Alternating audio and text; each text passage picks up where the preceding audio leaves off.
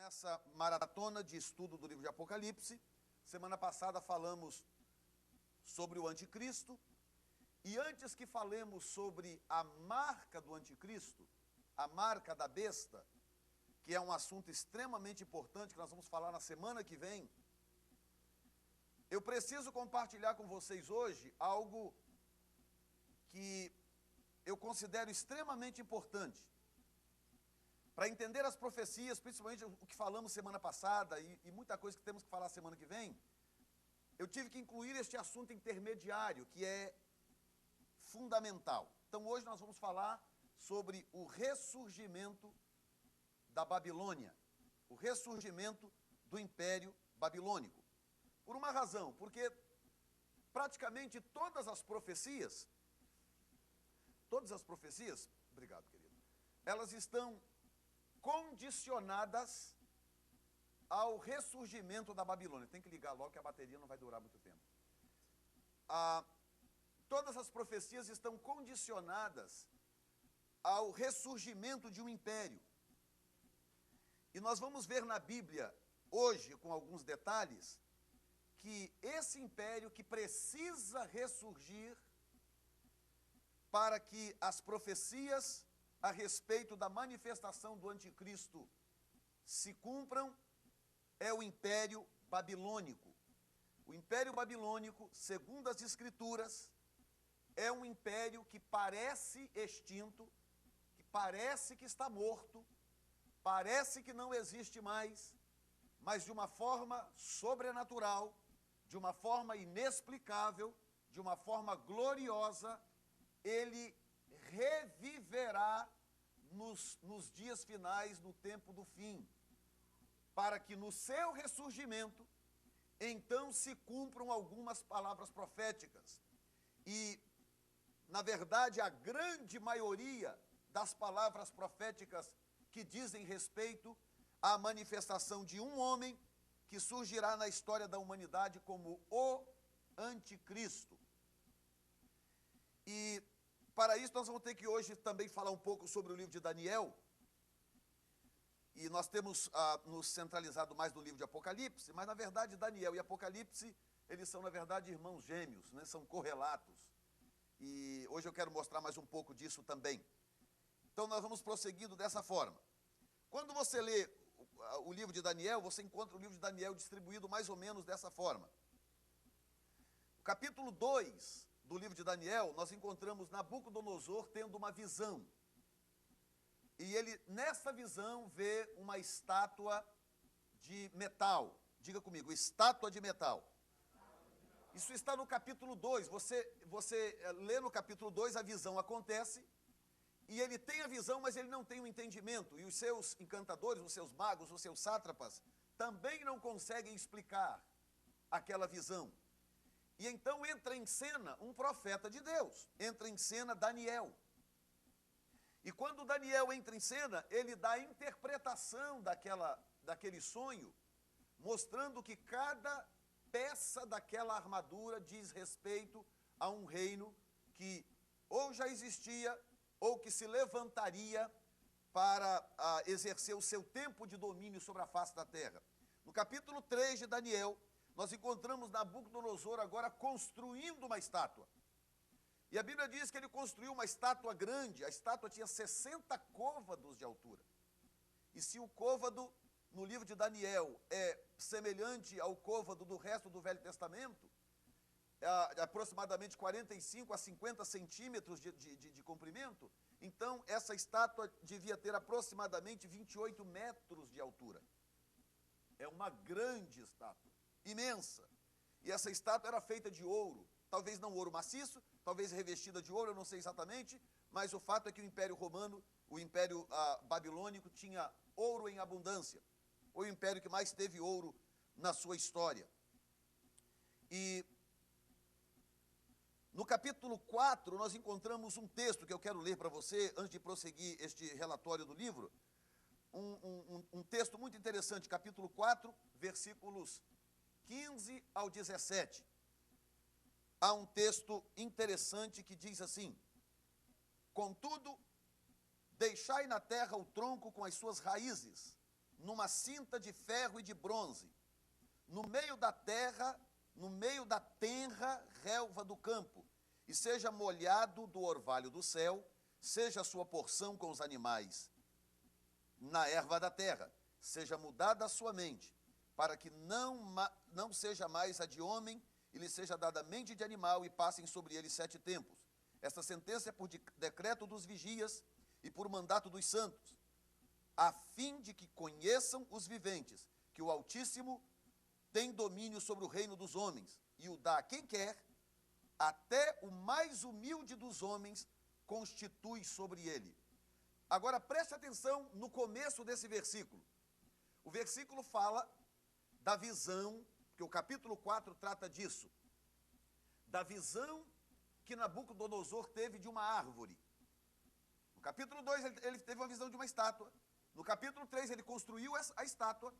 No capítulo 4 ele tem a visão de uma árvore gigantesca, grande, poderosa, e nessa árvore ele viu os pássaros fazendo ninho, as aves se acampando debaixo, pessoas descansando à sombra, e ele via então quando aparecia um ser, um vigia, um ser celestial, e dava uma ordem para que aquela árvore fosse cortada, e aquela árvore então era cortada. E agora, o começo do texto diz assim: contudo, falando da árvore, contudo, deixai na terra o tronco com as suas raízes, numa cinta de ferro e de bronze. Então eu trouxe ali para você uma foto para você ter uma ideia do que é que o texto está dizendo. A árvore representa o Império Babilônico e o próprio Nabucodonosor. Nós encontramos na Bíblia Sagrada isso acontecendo por várias vezes. Nós temos, por exemplo, Israel representado por uma figueira, nós temos o justo representado por uma árvore plantada junto a ribeiros de água, nós temos a Síria representada pelo cedro do Líbano, nós temos o próprio Cristo representado por uma videira verdadeira. Então, a Bíblia sempre usou árvore para representar pessoas ou para representar nações.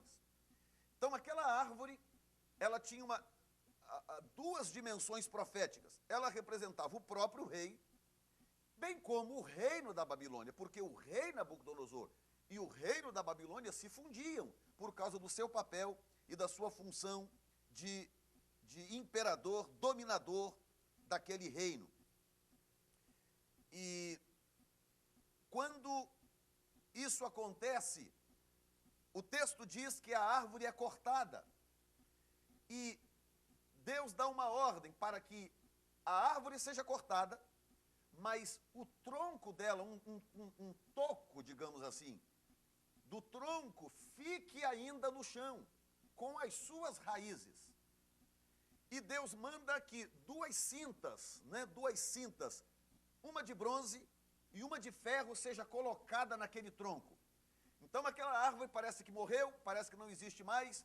Quem passar por aquela região não vai notar mais aquela árvore frondosa, mas ela parece que está morta, mas ela não está morta. As suas raízes continuam no chão e ela está vinculada a duas peças, a duas cintas, uma de bronze e uma de ferro, que nós vamos ver logo em seguida. Isso no capítulo 4. O capítulo 7 traz a revelação dos animais que representam os 4 reinos que viriam a partir da Babilônia. Daniel tem a visão, e naquela visão Deus mostra para ele como que a coisa se desenrolaria a partir da Babilônia, representada pelos animais que aparecem ali na sua visão. Capítulo 8 fala do estabelecimento do reino da Grécia e de como o território desse reino será a base do reino final do anticristo. Capítulo 8. O capítulo 9 de Daniel fala das 70 semanas de Daniel, determinadas até o fim, o tempo do fim, sobre o povo de Israel e a abominação do anticristo em Jerusalém. Ele tem a visão, na visão, então o anjo vem e explica para ele sobre as 70 semanas de anos, que seriam 490 anos, tendo um intervalo entre a 69ª semana e a 70ª.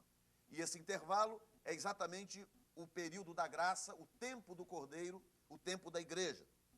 O capítulo 11 fala sobre os reis da Pérsia, Alexandre o Grande, da Grécia, e os 4 reis que o sucederiam. Agora, eu quero que você acompanhe comigo, porque eu quero te mostrar uma coisa extremamente importante, porque vai te ajudar a entender profundamente tudo que nós falamos semana passada. Nós temos ali a árvore, o tronco da árvore cortada, e 2 cintas, uma de bronze e uma de ferro. E eu vou voltar nessa árvore logo em seguida, e eu quero te mostrar uma coisa antes. A estátua de metal de Nabucodonosor fala de... Quando ele tem a visão da estátua, Daniel vem e interpreta dizendo que a cabeça de ouro é o próprio rei da Babilônia. E, portanto, a Babilônia. E então eu já sei que a Babilônia, ela é representada por aquela árvore da visão, ela é representada pelo ouro, pela cabeça de ouro da estátua, e ela também é representada por um leão. São símbolos da Babilônia. E ele fala da cabeça de ouro como a Babilônia, ele mostra o peito de prata sendo os medos e persas, e ali só está Pérsia, para ficar mais fácil identificar. Lembrando que Babilônia isso é muito importante você entender. Aproveita agora que o seu raciocínio está fresco, que até se vai chegando no final, a gente vai cansando. Para você memorizar isso, que é muito importante, você vai entender algo hoje muito importante. Babilônia, hoje, compreende os territórios de Iraque, Líbano e Síria. Se você pegar o mapa do Oriente Médio, Líbano, Israel, acima Síria e Líbano, ali compreende a sede do Império Babilônico. Quando nós falamos de Babilônia, embora houvesse muitas províncias, nós estamos falando basicamente de, hoje, Iraque, Síria e Líbano. O peito de prata era a Pérsia, os medos e persas que vieram depois da Babilônia, venceram os babilônios e reinaram por muito tempo. E o reino dos medos e persas, diga-se de passagem, os curdos, que hoje são inclusive discriminados pelos próprios iranianos e pelos iraquianos, são descendentes dos medos. E o território hoje que compreende, o território hoje que representa aquele império seria Irã, Iraque, Paquistão e Afeganistão. A parte de bronze fala da Grécia, que seria a Grécia, Turquia, Síria, Iraque e Egito. E toda uma região de província, mas basicamente a parte central do império. E as 2 pernas de ferro e os pés em parte barro, em parte ferro, fala de Roma. A primeira perna seria Roma, a segunda perna seria a Turquia. Por quê? Por causa da divisão do reino. No começo do 4º século, eu expliquei na semana passada, Constantino moveu a sede do império, que era em Roma, na Itália. Ele moveu a sede desse império para uma cidade e lhe deu o nome de Constantinopla. Hoje é Istambul, na Turquia, mas na época chamava-se Constantinopla. E ali ele estabeleceu a sede do império, por várias razões. Uma delas é porque Roma estava muito distante. Roma era um extremo, estava muito perto do oceano, no extremo do continente. E para o Império Romano controlar todas as províncias dominadas por eles, estava se tornando cada vez mais difícil. O Império cresceu muito. Então o Império começou a perder províncias para outros reinos que vinham, tomavam. E até, naquela época não tinha telefone, não tinha fax, não tinha internet, nada disso. Então como é que se mandava as notícias? A cavalo, a navio. Entendeu? As pessoas viajavam, levava-se tempo. Então, invadiu uma província não sei aonde. Até essa informação chegar no imperador, levava 2, 3 meses. Até o imperador tomar uma decisão e mandar outro recado, levava mais 2, 3 meses. Já não dava mais tempo de recuperar o território. Então, essa foi uma das razões do porquê Constantino moveu a sede do império para Constantinopla, que era uma região mais bem centralizada, que era o entroncamento do que hoje seria a porta de entrada para a Europa e a porta de entrada para a Ásia Menor e para toda a região ali do Oriente Médio. Quem está me acompanhando, diga amém, Jesus. A parte de ferro, as pernas de ferro, Roma e Turquia, que seria o oeste, Roma, e o leste, a Turquia. Agora, vamos rever. Ouro, Babilônia. Prata, Pérsia. Bronze, quem é? Quem é bronze? Grécia. E ferro, quem é ferro? Roma. Então, bronze é Grécia. Diga comigo, bronze é Grécia. E ferro é Roma. Ok, agora vamos voltar lá na árvore.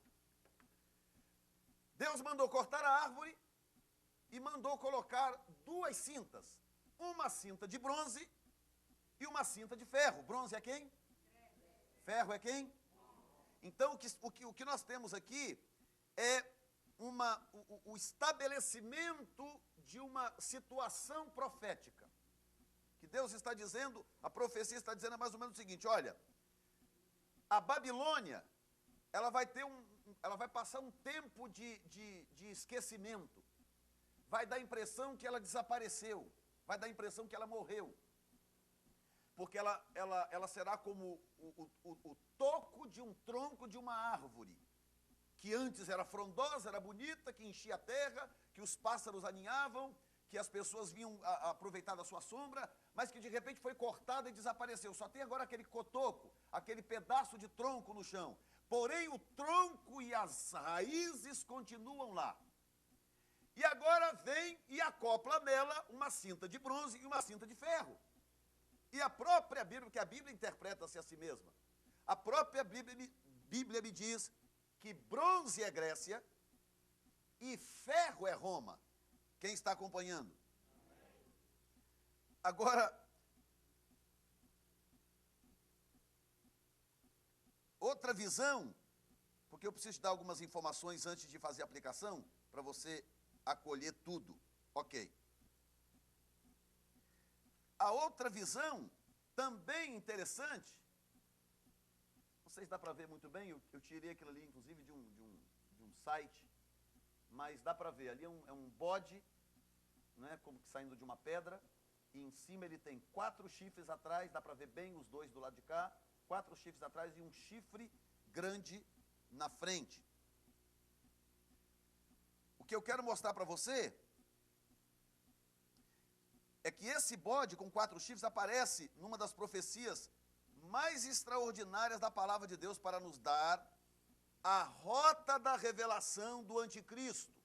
Na profecia desse bode, que nós vamos ver logo em seguida, nós encontramos ali a rota de como aquele anticristo que nós falamos na aula passada se manifestará. Vamos ver aí Daniel, capítulo 4, versículo 14. Clamando fortemente, dizendo assim, derrubai a árvore e cortai-lhe os ramos, sacudi as suas folhas, espalhai o seu fruto, afugentem-se os animais de debaixo dela e as aves dos seus ramos.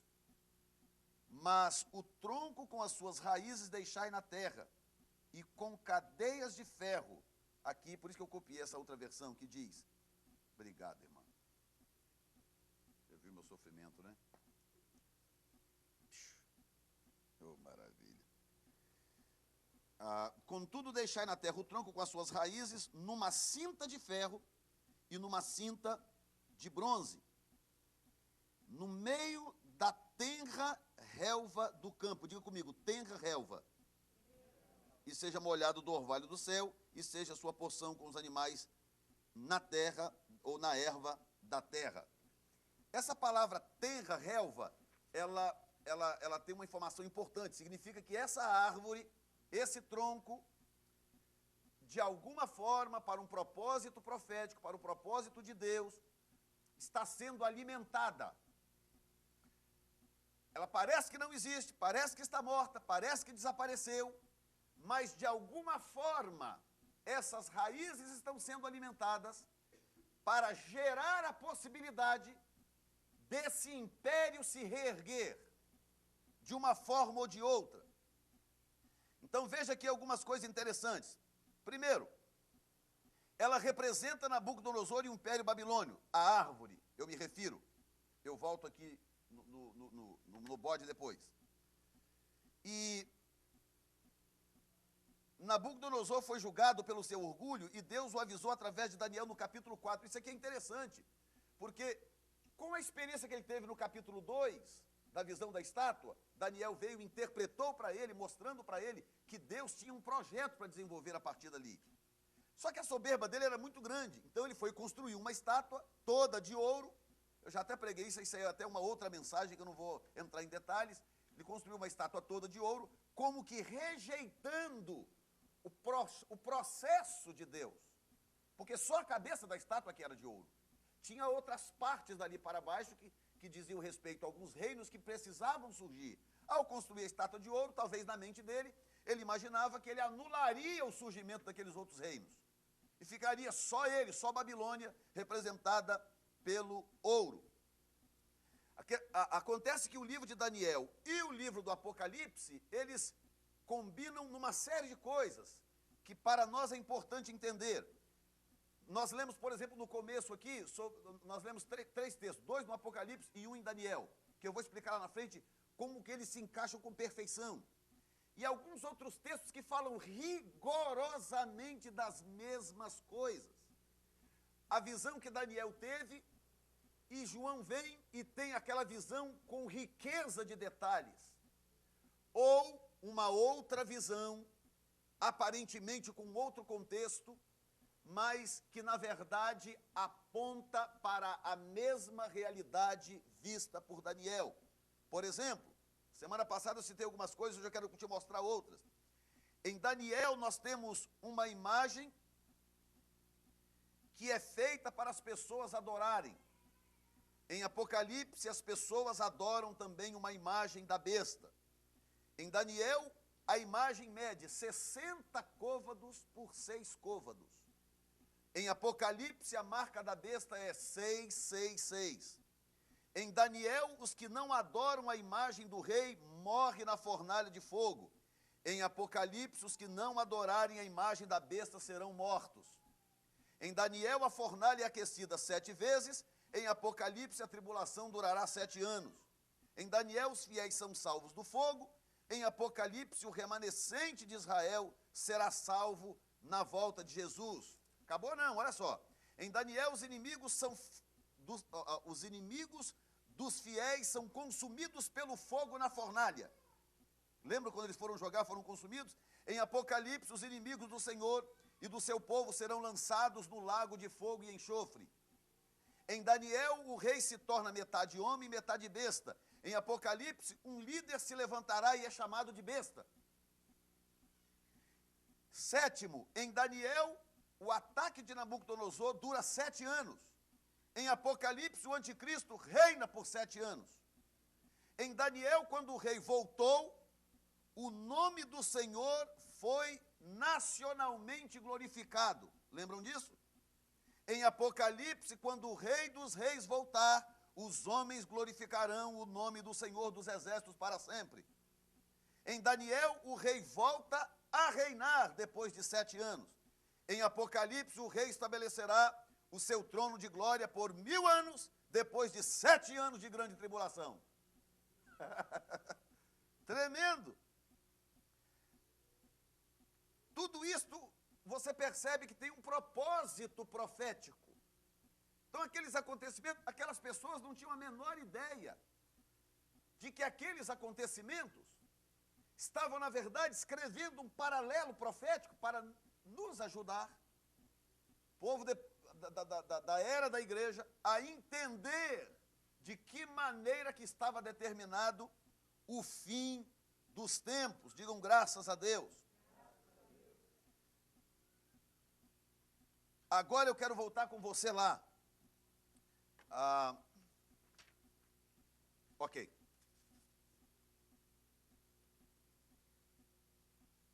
Lá na estátua, não dá para ver, eu tentei achar uma foto maior, mas não consegui.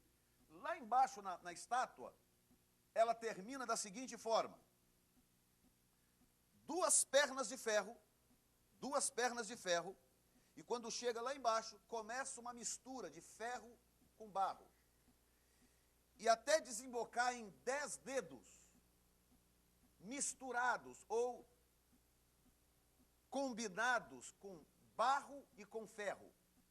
É assim que termina a estátua. Começa com ouro na cabeça, no topo, e ela termina lá embaixo com pés de ferro e barro, e 10 dedos de ferro e de barro. Agora, essa parte da estátua, porque a árvore me reporta para o bronze e para o ferro, bronze e ferro, e tanto na visão de Daniel, bem como na visão de João, o tempo todo aparecem 10 reinos, representado nos 10 dedos, representado em 10 diademas, representado em 10 cabeças, representados em 10 chifres.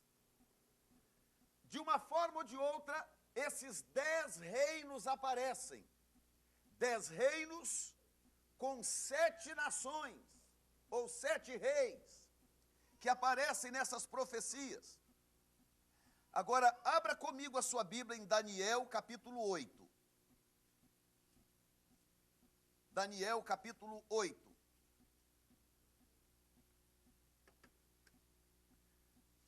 Vamos ler a partir do versículo 5, depois vamos pular para o 8 e então o 9. Presta atenção nisso. E estando eu considerando, eis que um bode vinha do ocidente, sobre a face de toda a terra, mas sem tocar no chão. E aquele bode tinha um chifre notável entre os olhos. Diga comigo, um chifre. Verso 8. O bode, pois, se engrandeceu sobremaneira, e estando ele forte, aquele grande chifre foi quebrado. E no seu lugar, outros 4 também notáveis nasceram para os 4 ventos dos céus. Verso 9. Ainda de um deles, diga comigo, de um deles, um chifre pequeno, o qual cresceu muito para o sul, para o oriente e para a terra formosa. Agora preste atenção nisso aqui. Nós temos um tronco de árvore, que é Babilônia. Está no chão esperando alguma coisa, cumprir um tempo. Nesse tronco tem uma cinta de bronze. Bronze é quem mesmo? E uma cinta de ferro, que é quem? Roma. Muito bem.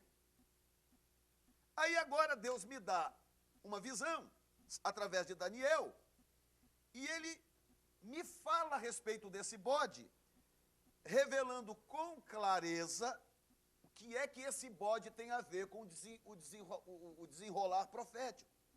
Então ele mostra o seguinte: um bode com um chifre notável, aparece na frente ali aquele chifre grande, e na parte de trás 4 outros chifres. Então a explicação é a seguinte: o bode é símbolo da Grécia, também um outro símbolo da Grécia, assim como o leopardo, assim como o bronze.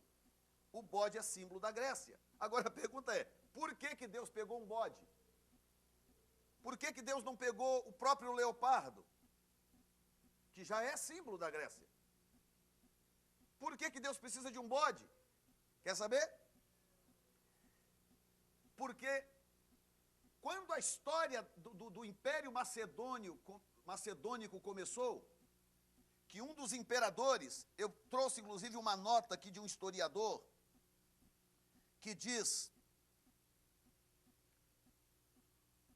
eu vou ler daqui a pouco, quando o Império Macedônico começou o seu estabelecimento e um lento processo de ascensão, o primeiro rei chamado Carano, ele queria sair de onde ele estava para estabelecer a base do seu império. Escute só, o que ele fez? Ele foi num oráculo, chamado Oráculo de Delfis, onde ficava uma imagem dedicada ao deus Apolo, e ele foi nesse oráculo, um feiticeiro, e pediu uma orientação, o que ele deveria fazer, ou em que lugar ele deveria estabelecer a base do seu império. O oráculo virou para ele e disse assim: olha, você vá para o norte, e aonde você encontrar muitos animais brincando, ali é o lugar onde o império deve ser estabelecido. Agora escute isso que foi escrito por um historiador romano. Escute. O historiador romano Justino disse o seguinte, abre aspas, Carano também veio a Emata com um grande grupo de gregos, tendo sido instruído por um oráculo a procurar um lar em Macedônia. Aqui, Macedônia, seguindo um rebanho de bodes que descia do monte, ele toma a cidade de Edessa e os habitantes foram pegos desprevenidos por causa da chuva forte e de um intenso nevoeiro. Lembrando a profecia do oráculo para seguir os bodes, para estabelecer o seu império, Carano estabeleceu a cidade como sua capital. Eles fizeram estandartes com figuras de bodes e os levava onde quer que o exército grego fosse, como uma homenagem aos animais que lhe mostraram o reino. Ele mudou o nome da cidade de Edessa para Aga, que quer dizer lugar de bodes. E ao seu povo chamou de Agados, em memória do acontecido. A razão do porquê Deus está tomando um bode para começar a desvendar essa visão é pelo menos duas. Primeiro, é que esse animal identifica a nação. Agora, escute isso, ainda bem que você está sentado, porque quando eu descobri isso pesquisando, eu quase caí da cadeira. Que quando o pai de Alexandre o Grande, chamado Filipe II, que a sua esposa ganhou o menino, ele deu o nome de um menino de Alexandre o Bode. Sabia disso? Que depois de crescer e se tornar quem foi, que ele ganhou o nome de Alexandre o Grande, porque ele era um indivíduo especial, ele era um menino superdotado. Então, ele passou para a história conhecido como Alexandre o Grande. Mas o nome que o pai dele lhe deu foi Alexandre o Bode, porque a figura do bode para os gregos, para os macedônios na época, era uma figura praticamente que santa, porque a história do império, para eles, ou só existia por causa dos bodes, ou estava estabelecida sobre a figura do bode por causa da experiência que o primeiro rei Carano teve em seguir os bodes para estabelecer o seu império. Quem está acompanhando? Então agora, mais do que claro que aquele chifre no meio é Alexandre o Grande, está lá escrito Alexandre o Grande, da Grécia. Agora, atrás tem 4 chifres. E se você seguir a história de Alexandre, do império dele, da maneira como o império dele se desenvolveu, o império macedônico, grego, ele foi extraordinário, a história considera-o como o maior estrategista de guerra da história. Que com 30 e poucos anos de idade, que ele morreu com 32 anos e 11 meses, um mês para completar 33. Com 30 e poucos anos de idade, ele conquistou quase todo o mundo habitado da época. E ele tinha estratégias de guerra imbatíveis, onde ele ia, ele conquistava, ele ganhava. Ele era tão extraordinário e tão fantástico, que quando ele chegou na Pérsia, que foi o reino que derrotou a Babilônia, eles entregaram para ele a cidade de Suzã, a capital, sem guerra, porque eles sabiam que não tinham como guerrear contra Alexandre o Grande. Agora, ele morreu de uma forma estúpida, porque o texto diz que havia um chifre notável, mas que esse chifre seria arrancado. Quando chega na idade de 32 anos de idade e 11 meses, ele morre. Sabe aonde? No palácio de Nabucodonosor, na Babilônia. Agora, olha o que Deus está armando profeticamente. Vem um reino depois da Babilônia, que é o reino da Pérsia. Pérsia é prata. Ali não aparece prata. O reino da Pérsia, Medo-Persa passa. Vem o reino de bronze, que é a Grécia. Alexandre conquista toda aquela região e expande ainda o seu reino. Coloca a sua sede na Babilônia, que hoje é Iraque, e mais, estendendo o território, mais Síria e Líbano. E uns dizem que por causa da malária, outros dizem por uma noite de bebedeira, outros dizem que a bebedeira complicou o quadro dele de malária.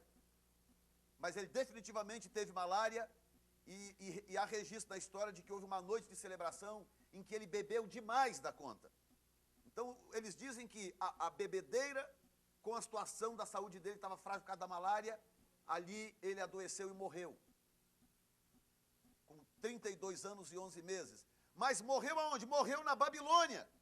Morreu no palácio de Nabucodonosor. Morreu no lugar onde Nabucodonosor estava, quando caiu nele a loucura, para ser expulso do palácio, para se cumprir a visão de se cortar a árvore. Então não perca essa informação. O camarada que representa o reino de bronze morre no lugar onde a raiz da árvore está.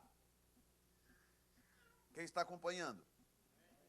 Eu estou tentando ser o mais claro que eu posso, para você poder conectar a aula de hoje com a aula da semana passada, para você poder entender bem e poder, inclusive, explicar isso para os outros.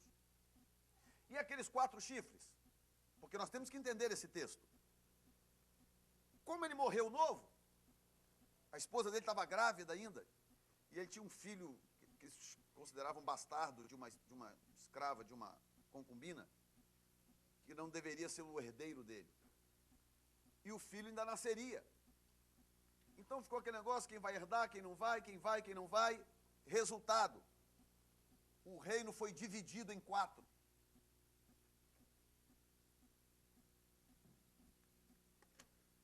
Aquele reino extraordinário foi dividido em 4 partes. Você tem do lado direito Seleuco, um dos generais do Império Grego. Você tem ali embaixo Ptolomeu. By the way, deixa eu explicar que áreas são essas do mundo hoje, para você poder entender. Porque o texto diz o seguinte: havia um chifre notável, esse chifre foi quebrado, nasceram outros 4, e de entre os 4 se levanta um pequeno chifre. E esse pequeno chifre é o anticristo. Então vamos entender agora o que a Bíblia está dizendo. Divide o reino em 4 partes. Nós temos lá a parte em amarela, Cassandro. Aquela parte amarela, ela seria hoje a área que ocupa a Grécia e a Bulgária. Aquela região ali, Grécia e a Bulgária. Tem ali o Lisímaco, que ocupa a área que seria hoje, diga comigo, Turquia. Você pode perceber que a Turquia keep showing up o tempo todo. Turquia, Lisímaco. E você tem embaixo ali aquela região ocupada por Ptolomeu, que é o Egito. E você tem do lado direito, Iraque, Líbano, Síria e Irã.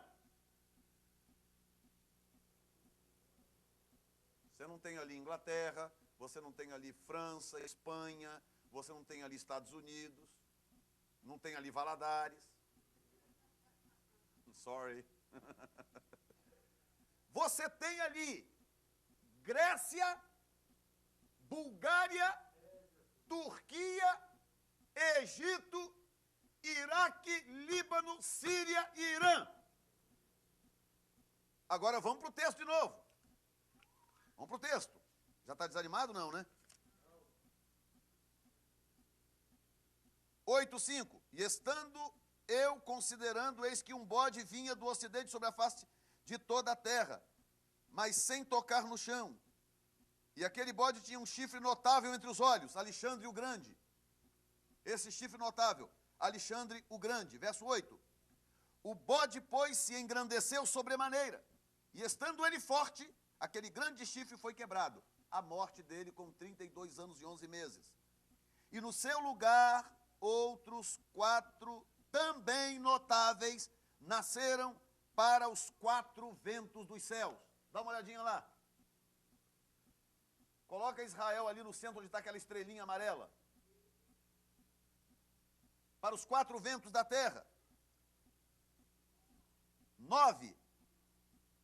Ainda de um deles. Diga comigo, de um deles. Olhem para mim aqui e repita de novo, de um deles. Então não perca isso. De um deles saiu um chifre pequeno. Então, como é que eu posso dizer que o anticristo vai ser um representante do mercado comum europeu? Ah, não, o anticristo, e que infelizmente, ainda tem muita gente pregando isso, insistindo com essa tese, que na verdade o mercado comum europeu, eu vou explicar lá na frente, ele tem realmente um papel na jogada. Ele tem um papel, mas é um papel diferente do que as pessoas muitas vezes pensam. Porque o anticristo, esse chifre, ele tem que sair de um daqueles quatro territórios. Tem que sair. Ou ele vai ter que vir do Egito, ou ele vai ter que vir da Turquia, ou ele vai ter que vir da Grécia, ou ele vai ter que vir da Babilônia. Iraque, Síria, Líbano e Irã. Como que nós estamos lidando aqui? É com uma árvore que está no chão, representada ou representando o Império Babilônico, me passando a seguinte informação. Deixa eu ver se eu consigo passar isso para você. Aquela árvore lá no chão, ela está tentando me passar a seguinte informação. Olha, não ignorem a Babilônia, porque ela parece que sumiu, ela parece que está morta, ela parece que não existe, mas um belo dia ela vai surgir de novo, conectada ao Império Grego e ao Império Romano. Ou seja, a antiga Babilônia ressurgirá e haverá no seu ressurgimento uma conexão territorial que tem a ver com o Império Grego e que tem a ver com o Império Romano. Quem está entendendo? Estão querendo pregar comigo aí, ó.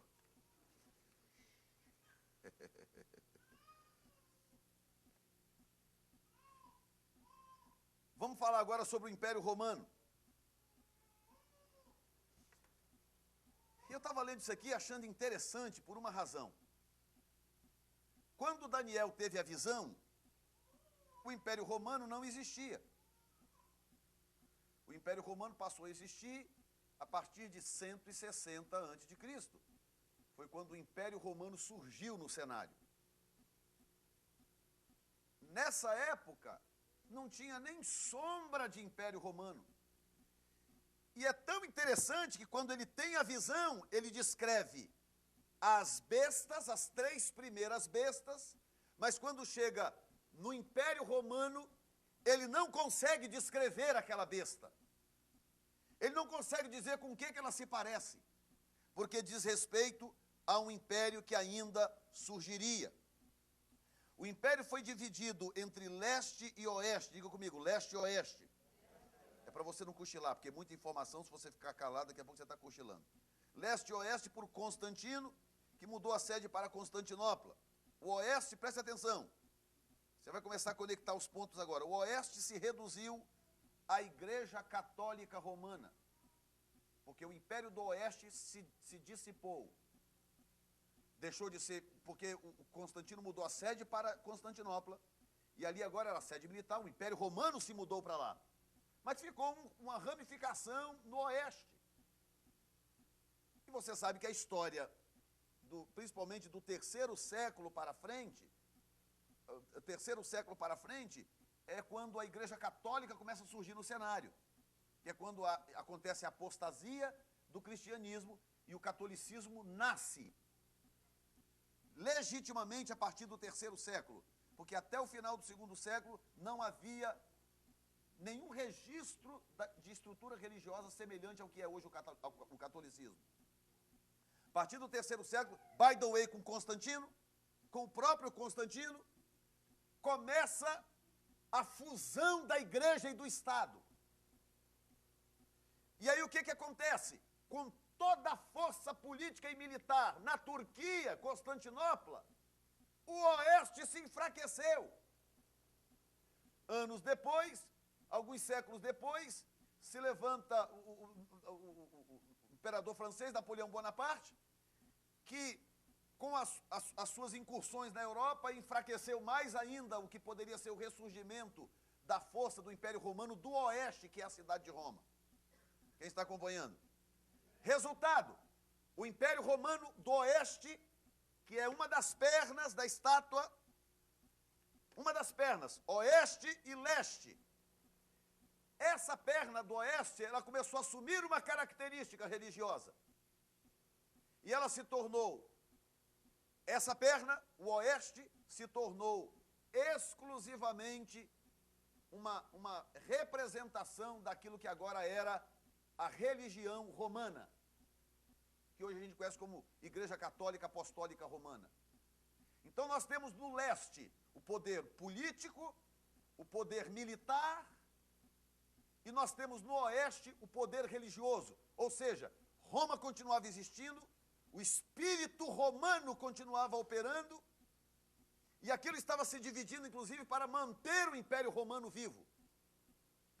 Porque, depois de algum tempo, em 1453, o Império Romano caiu de vez. Constantinopla foi tomada por um imperador chamado Otomã, alguma coisa, não lembro sobre o nome dele, em 1453, e aí, aparentemente, o Império Romano desapareceu. Aparentemente. Porque, embora hoje nós tenhamos a Turquia como Turquia, um Estado independente, Constantinopla não existe mais, agora é Istambul. Diga-se de passagem, a única cidade no mundo que está em 2 continentes diferentes. Interessante isso, né? A Ásia e Europa, ali conectada ali dentro de uma cidade. Mas onde que eu estava? Acabei perdendo aqui o raciocínio. Ok. Embora nós tenhamos ali hoje Turquia, Istambul ao invés de Constantinopla, em outras palavras, nenhum rastro do Império Romano mesmo como um todo, nós ainda temos Roma.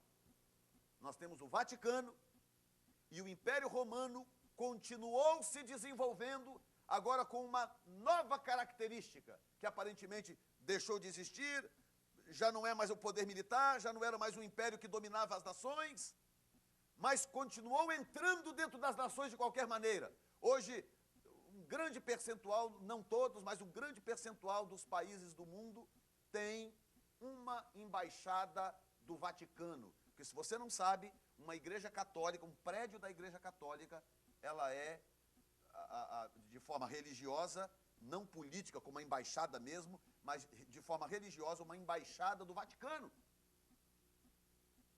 Então, Roma continua existindo. E é aí que os estudiosos, os teólogos, perdem o fio da meada. Porque pelo fato de Roma estar na Europa, na Itália, dentro da Europa, eles entendem que isso é o bastante para determinar que o anticristo tem que surgir do mercado comum europeu. Não! O que vai acontecer é que o mercado comum europeu, por causa da presença da Itália, por causa do Vaticano dentro da Europa, vai exercer uma função extremamente especial, talvez entrando com uma moeda, nós não sabemos, pode ser a moeda europeia, pode ser que não, pode ser que surja uma outra, nós não sabemos, pode ser que essa moeda também seja simbólica, não seja necessariamente uma moeda, porque a coisa está caminhando, na verdade, para se extinguir as moedas, essa é a verdade. O acordo internacional é para desenvolverem um sistema em que não seja mais necessário haver dinheiro. Então as pessoas trabalhariam, elas não trabalhariam mais por dinheiro, elas trabalhariam por uma cota em número. Então, ao invés de você receber $500 em dinheiro, você receberia uma cota em número que iria diretamente para a sua conta bancária. Você recebia 500 pontos, iria para a sua conta bancária, e aquilo ali nunca existiria em espécie. E você então usaria cartões especiais, Easy Pass e essas coisas para você poder movimentar. a intenção de tudo isso, segundo eles, é para evitar tráfico de drogas, lavagem de dinheiro, sequestro, blá, blá, blá, blá, blá.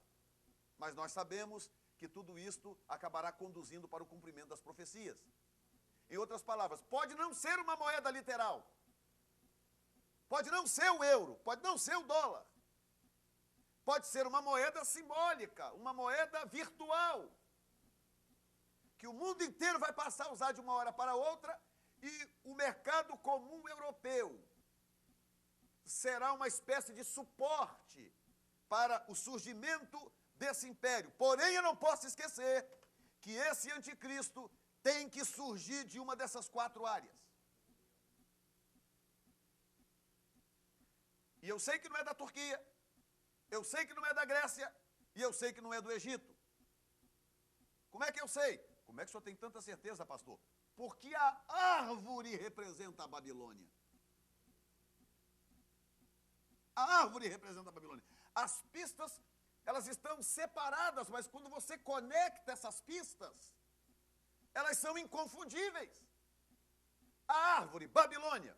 Quem que é Babilônia? Diga comigo. Iraque, Líbano, Síria. Depois acoplaram o Irã, né?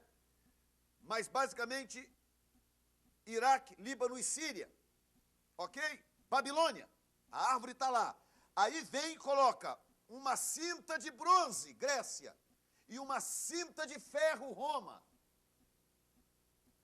Então, o Império Grego e o Império Romano, eles terão que trabalhar em função do Império Babilônico. Estão entendendo? Que a proposta aqui é reerguer o Império Babilônico. Essa é a proposta.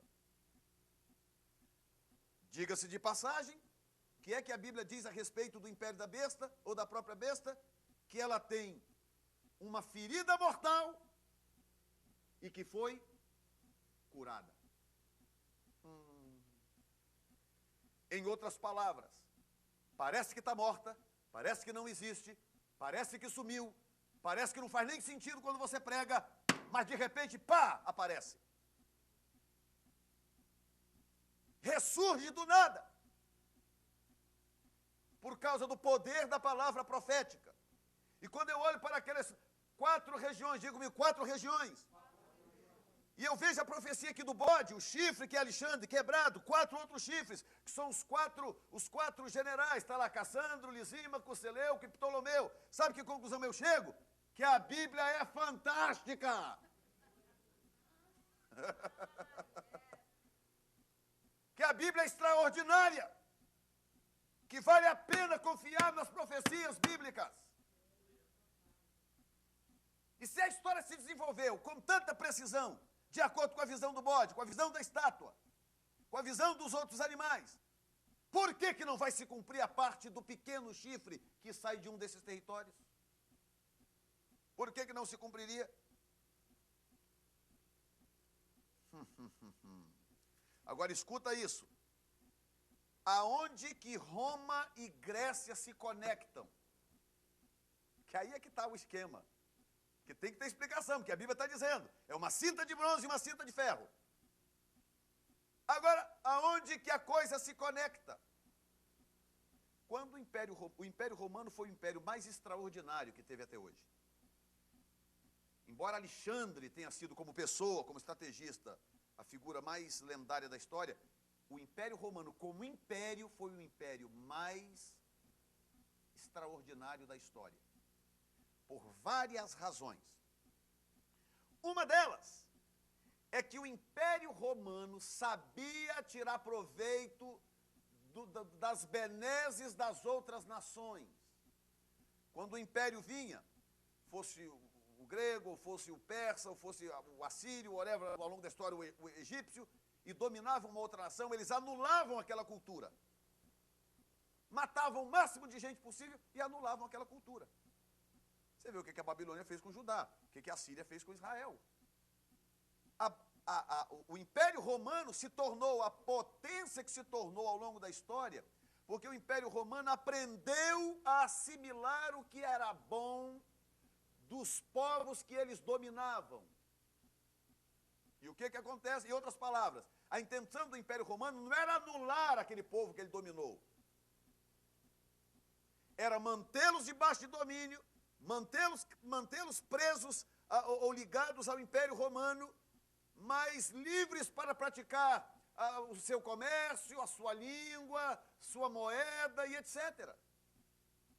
Então, quando veio o Império Romano e tomou a área que era da Grécia, e ainda expandiu para mais longe, o que acontece?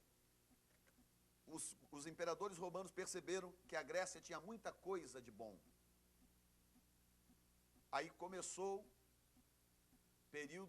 um período na história que os historiadores chamam de helenismo. O helenismo é a cultura grega, a língua grega e a cultura grega, conhecimento grego, a filosofia grega, permeando os povos. E mesmo debaixo do domínio do Império Romano, pelo fato do Império Romano não anular as virtudes das outras nações, o que acontece? O grego era melhor do que o latim. O latim era uma língua limitada, porque do latim vieram as nossas línguas, inglês, português, italiano e francês, espanhol. Então, as nossas línguas, em relação ao grego, hebraico e o aramaico, elas são extremamente limitadas. Grego, hebraico e aramaico são línguas híbridas, elas são muito vastas. Então, o que aconteceu? O Império Romano não conseguiu anular a língua, e nem queria. E o grego começou a suplantar o latim, tanto que o grego se fala até hoje e o latim desapareceu. Estão entendendo? Quem está entendendo? O latim sumiu, o grego está aí até hoje. Ah, mas só tem um país. Mas está lá o país, o grego existe. Tem um país que fala grego. Milhões de pessoas lá que falam a língua. O latim desapareceu. Só fica, coitado, esses padres coroca aí tentando fazer missa em latim. E ninguém, está todo mundo sentado lá, ninguém entende nada.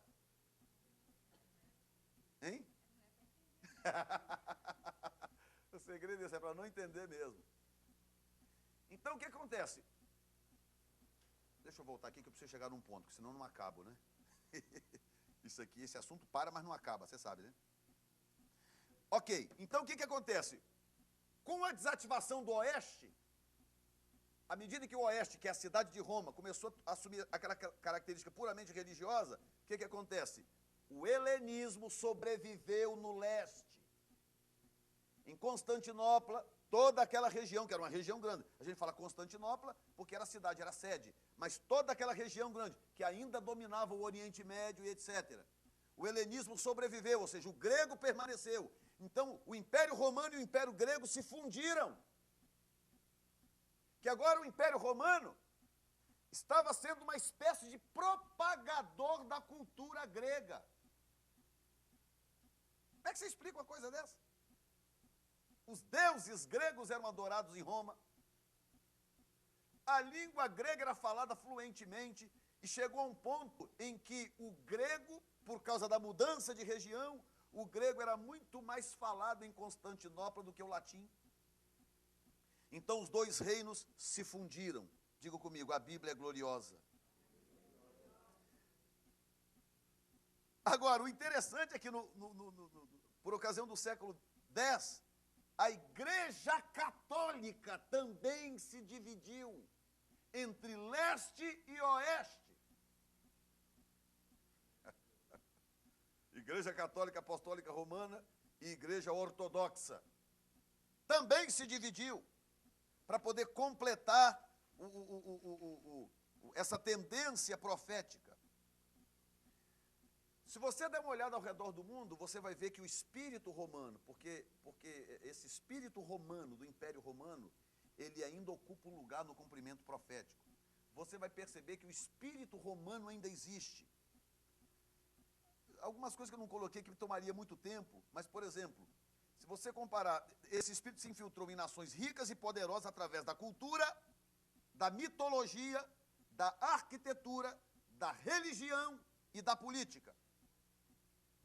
Por exemplo, se você pegar, foi isso que eu preferi não trazer, porque tomaria muito tempo. Se você pegar os Estados Unidos da América e comparar os Estados Unidos da América espiritualmente, você vai encontrar um padrão, um paralelo para a América, que é Israel, espiritualmente.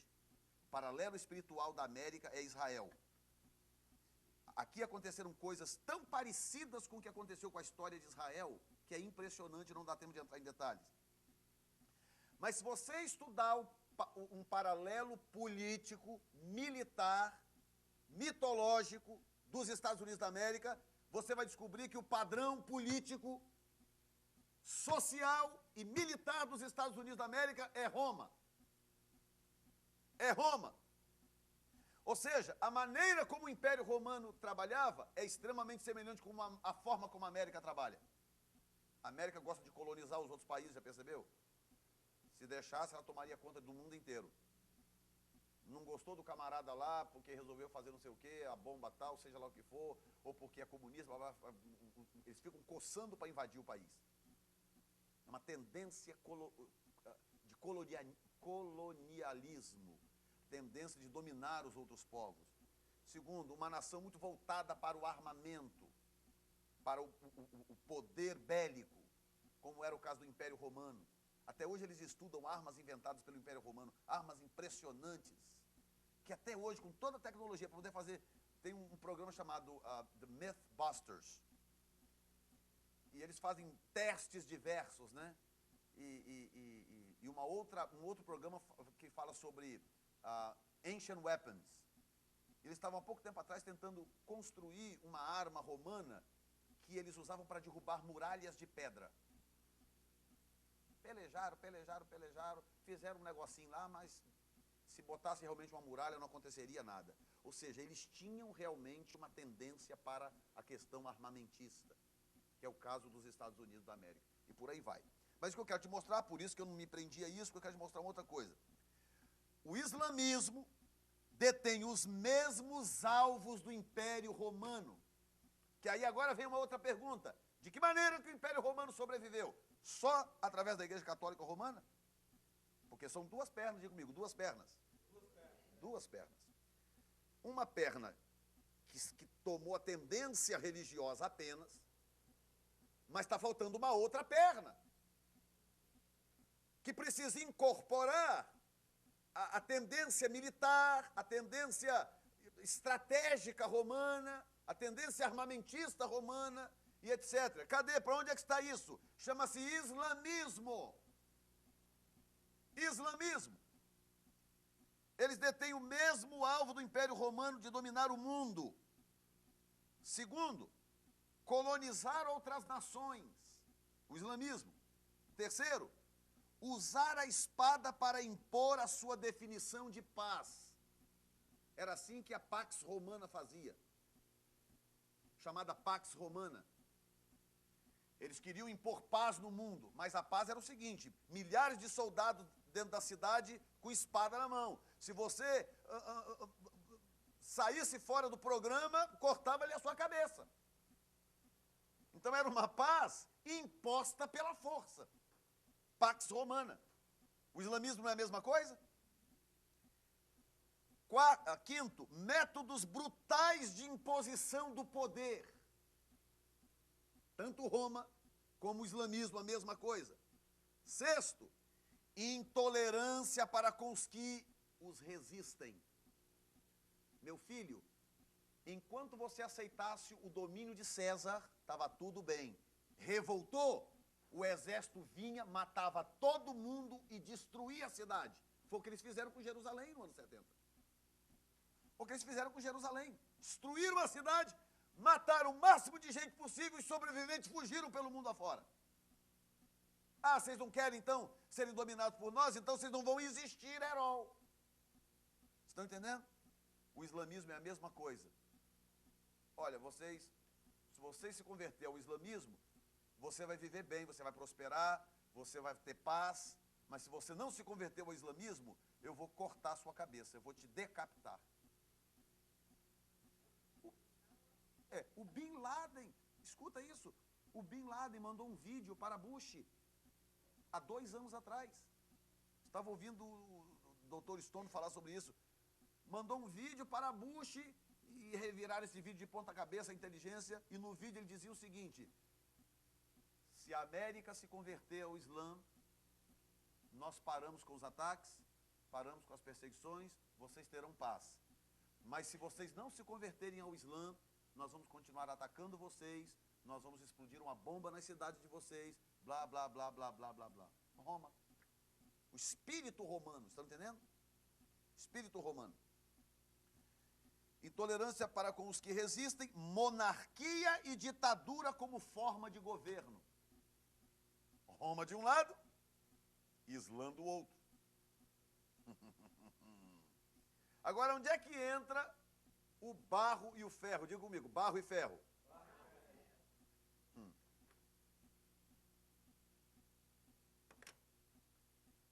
Porque eu já ouvi gente falar, não, o barro e o ferro, por causa de uma palavra que tem no livro de Daniel, a respeito da aliança com um homem, o barro e o ferro é porque vai fazer uma aliança e tal, com uma mulher, não sei o que lá, então vai entrar, vai fragilizar o reino, blá, blá, blá. Mas isso é muito fraco para profeticamente definir o que é o barro e o que é o ferro. E eu fico com a definição de Edersheim, que diz assim, que o barro representa democracia e o ferro representa comunismo e ditadura. Lembram como eles chamavam o comunismo? Cortina de ferro. O barro representa a democracia, porque o barro é maleável, moldável, adaptável, mudável, ou mutável, não é? Representa bem a democracia. E o ferro, que é inflexível, não se dobra, não se quebra, representa comunismo e ditadura. Ah, pastor, mas não existe mais comunismo no mundo. Você está brincando comigo. China, 1 bilhão e 300 milhões de habitantes, comunista. Coreia do Norte, comunista. Norte Vietnã, comunista. Cuba, comunista. E quer saber? A Rússia está querendo voltar para o comunismo. Eu vi esses dias uma reportagem, e eles foram fazer uma entrevista em Moscou. Aliás, não sei se é Globo Repórter, eu sei que foi na televisão brasileira. Perguntaram lá o que eles achavam e tal, da situação da Rússia, que melhorou em algumas coisas. Aí algumas pessoas falaram assim, não, realmente, melhorou em algumas coisas, mas antes, quando era o comunismo, não tinha fome no país. Não tinha fome. E agora o número de gente morrendo, o excesso de vodka, muita gente embriagada, viciada em álcool, alcoolizada. Tem gente na Rússia com saudade do comunismo. Sem falar que essa democracia russa é uma farsa. Porque olha o que fizeram agora com o governo, a manipulação que fizeram nas eleições. O indivíduo, para continuar no poder, manipulou a nação inteira, colocou quem ele quis no poder para ele ficar como primeiro-ministro. O comunismo acabou? É ruim, hein? E os 10 dedos são 10 impérios que surgirão dentro do território que antes pertencia ao Império Romano, aquele território todo. O barro e o ferro já começaram a se juntar, porque o texto diz o seguinte, Daniel 2,43, diz que o barro e o ferro, eles conviveriam juntos, mas eles não poderiam se misturar. Pela lógica, não é verdade? Até no sentido físico, não tem como você misturar ferro com barro, não é verdade? Só que eles estão aparentemente convivendo juntos, mas eles não se misturam. Então são duas coisas que convivem juntos, mas que não tem como se tornar uma coisa só, quem está entendendo?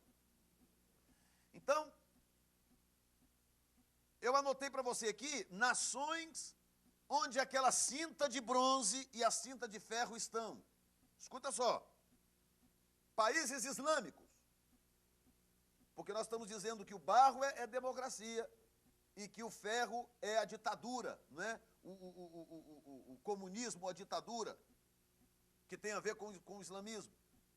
Então, nações islâmicas, que tem a ver com a cinta de bronze e com a cinta de ferro. Egito, 100% islâmica.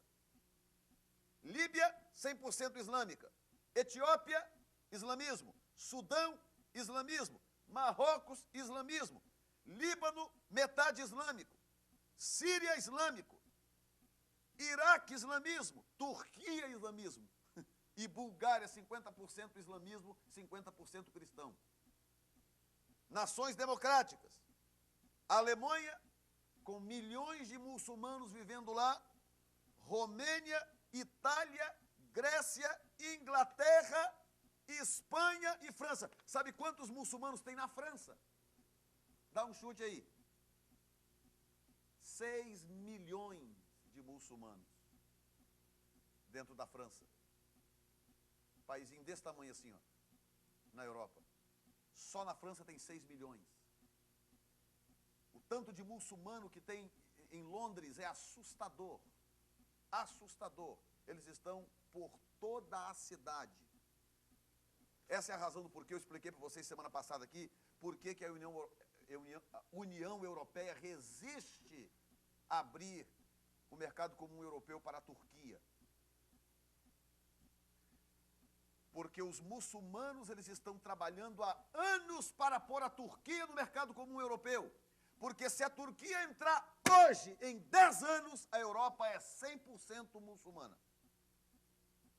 Porque todos eles vão passar pela Turquia, pegar passaporte, visto turco e vão invadir a Europa.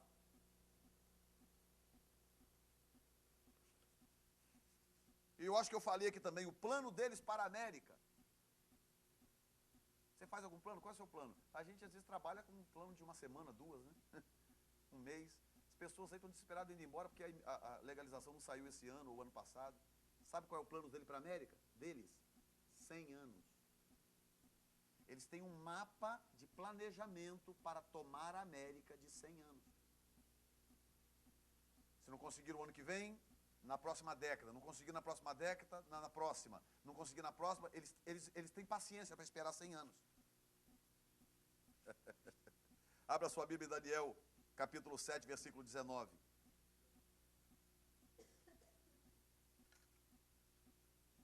Daniel 7, 19. Quem está aprendendo alguma coisa, diga amém, Jesus. Presta atenção. Então tive o desejo de conhecer a verdade a respeito do quarto animal, porque como era um império que não existia, ele não conseguia identificar o animal. Estão entendendo? Do quarto animal, que era diferente de todos os outros, sobremodo terrível, o Império Romano, com dentes de ferro e unhas de bronze. Olha de novo aí o troço. Você olha na árvore, Babilônia, ligada à Grécia e ao Império Romano. Aí ele olha, o animal não consegue identificar, mas viu que ele tinha dentes de ferro e unhas de bronze. Conectado. O qual devorava, fazia em pedaços e pisava aos pés o que sobrava. Verso 20. E também a respeito dos 10 chifres que ele tinha na cabeça. E do outro que subiu e diante do qual caíram 3. Isto é, daquele chifre que tinha olhos, e uma boca que falava grandes coisas e parecia ser mais robusto do que os seus companheiros. Enquanto eu olhava, eis que o mesmo chifre fazia guerra contra os santos e prevalecia contra eles, o anticristo. Verso 22. Até que veio o ancião de dias, diga comigo, ancião de dias, e foi executado juízo a favor dos santos do Altíssimo. E chegou o tempo em que os santos possuíram o reino. Assim me disse ele, o quarto animal será um quarto reino na terra, o qual será diferente de todos os reinos. Devorará toda a terra e a pisará aos pés e a fará em pedaços. Império Romano. Quanto aos 10 chifres, que significa a mesma coisa dos 10 dedos, daquele mesmo reino se levantarão 10 reis. Olhe para mim. Daquele mesmo reino, território do Império Romano, se levantarão 10 reis, que são os reis que entregarão seu poder para a besta. Depois dele se levantará outro, o qual será diferente dos primeiros, e abaterá a 3 reis. Verso 25. Proferirá palavras contra o Altíssimo, e consumirá os santos do Altíssimo. Olha o bichão aí de novo. Cuidará, guarde isso, em mudar os tempos e a lei. Os santos lhe serão entregues na mão por um tempo, e tempos, e metade de um tempo. A palavra tempo quer dizer um ano.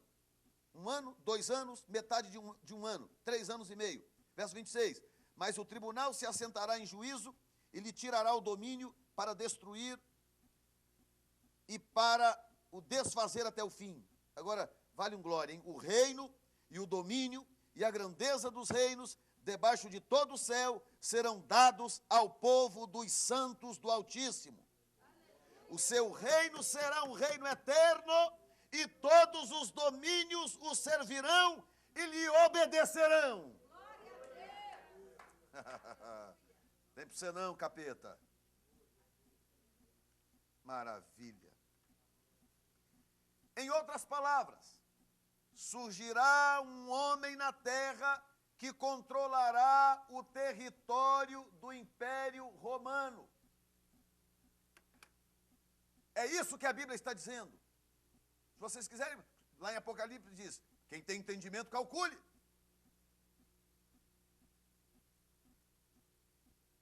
Só que para calcular ou para fazer essas conclusões, a pessoa tem que estudar o máximo de Bíblia possível e tem que estudar história. Para saber identificar aonde que se encaixa cada peça do que está escrito nas profecias. Aí os camaradas pegam lá Apocalipse, blá blá blá. Pois é, a besta, não sei o que lá, vai vir da Europa, vai vir não sei de onde, blá blá. Faz afirmações sem conteúdo literário. Não tem jeito. O anticristo será um radical muçulmano e ele virá do antigo território da Babilônia. Como diz o desculpe, não será de Nova York.